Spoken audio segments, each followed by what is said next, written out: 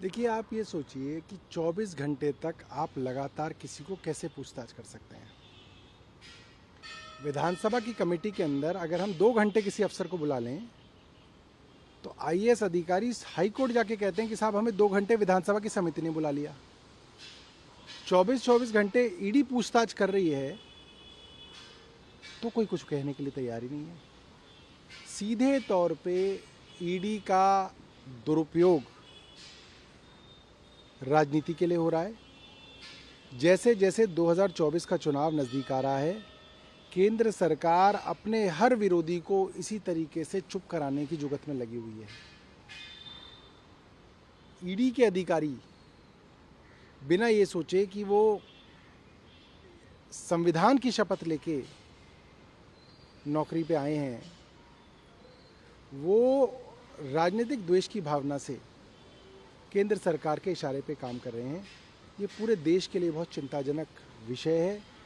इस तरीके से संस्थाओं का दुरुपयोग होगा तो देश के अंदर एनार्की आ जाएगी। दूसरा मुद्दा, हिमाचल की कांग्रेस सैलरी नहीं दी जा सकी अब तक।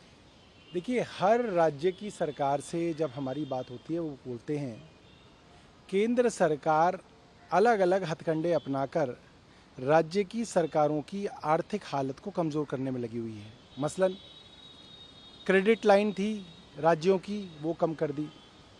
जीएसटी का कोई पैसा बनता था वो कम कर दिया। किसी और केंद्रीय स्कीम के अंदर पैसा बनता है वो राज्य को नहीं दिया। ये जो केंद्र के पास पैसा है ये केंद्र सरकार का पैसा नहीं है, पूरे देश का पैसा है। जिस तरीके से केंद्र सरकार राज्यों की सरकारों को कमज़ोर कर रही है, इससे देश कमज़ोर हो रहा है। लेकिन वहाँ पे बीजेपी भी सवाल उठा रही है कि जो आप फ्रीबीज की बात कर रहे थे। जनता पार्टी गरीब विरोधी पार्टी है। लाखों करोड़ रुपए बड़े बड़े उद्योगपतियों के कर्ज माफ कर दिए गए। भारतीय जनता पार्टी को उससे कोई फर्क नहीं पड़ता क्योंकि वो बड़े बड़े उद्योगपति हैं, करोड़पति अरबपति लोग हैं। गरीब आदमी का 1 महीने का बिल माफ हो जाए तो भारतीय जनता पार्टी के पेट में दर्द हो जाता है। देखिए, ये जो पूरा का पूरा नैरेटिव है बनाया इसलिए जा रहा है ताकि गरीबों के कल्याण का कोई काम जो है हो ना पाए। जो सरकार गरीबों का कल्याण का काम करने लगे उस सरकार का सारा पैसा केंद्र रोक दे। ये एक षड्यंत्र है गरीबों के खिलाफ। उत्तराखंड के कई इलाकों में कम्युनिटी मामले को देखा गया और इस पे कार्रवाई की गई। देखिए, कुछ संस्थाएं जो भारतीय जनता पार्टी से नज़दीक बताई जाती हैं, वो संस्थाएं लगातार उत्तराखंड के अंदर कम्युनल डिसहार्मोनी, ये जो मज़हबों के बीच में जो है नफ़रत फैलाने का काम लगातार कर रही हैं। भारतीय जनता पार्टी को ये बात समझनी पड़ेगी। इतनी नफ़रत आप फैला देंगे इस समाज में तो इस समाज आगे कैसे बढ़ेगा। आप अगर इतनी लड़ाई झगड़ा समाज के हर आदमी के बीच में फैला देंगे तो वो आदमी तरक्की क्या करेगा, वो पढ़ाई लिखाई क्या करेगा, वो नौकरी क्या करेगा, वो तो इसी झगड़े झंझट के अंदर लग जाएगा। इससे देश पीछे जा रहा है। देश को आगे ले जाने के लिए आपको उनको पढ़ाना है, लिखाना है, आपसी भाईचारे के साथ आगे बढ़ाना पड़ेगा। जो खिलाड़ियों का प्रोटेस्ट चल रहा है उनकी गिरफ्तारी की मांग को लेकर, जिस तरीके से एक साधारण सी इन्वेस्टिगेशन को लंबा किया जा रहा है, उसको दिल्ली पुलिस के द्वारा जानबूझ के कॉम्प्लिकेट किया जा रहा है। इससे साफ समझ में आता है केंद्र सरकार चाहती है कि उनके सांसद बृजभूषण शरण सिंह को बचा लिया जाए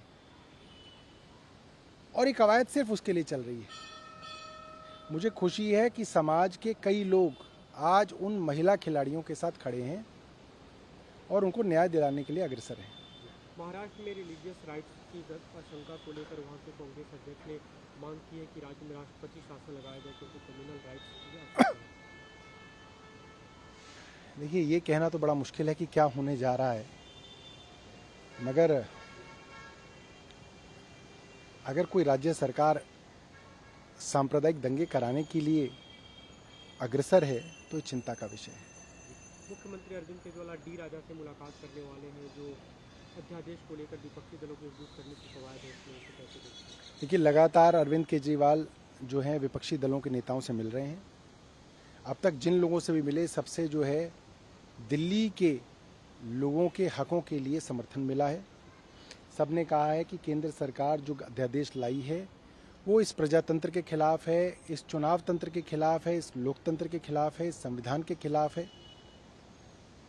और मुझे लगता है एक बड़ा संकेत केंद्र सरकार को हर राज्य से जा रहा है कि केंद्र सरकार ने जो किया वो इस देश के संघीय ढांचे के खिलाफ है। लेकिन कांग्रेस अभी तक चुप है इस मामले पे। आपसे सीएम की बात हुई, फोन कॉल पे भी बात हुई थी और समय भी मांगा था उन्होंने इस मामले को लेकर मिलने के लिए, लेकिन अब तक कोई समय नहीं मिला है उधर से। कांग्रेस की बात कांग्रेस ही बता सकती है। जो बात छोटे छोटे विपक्षी दलों को समझ में आ रही है,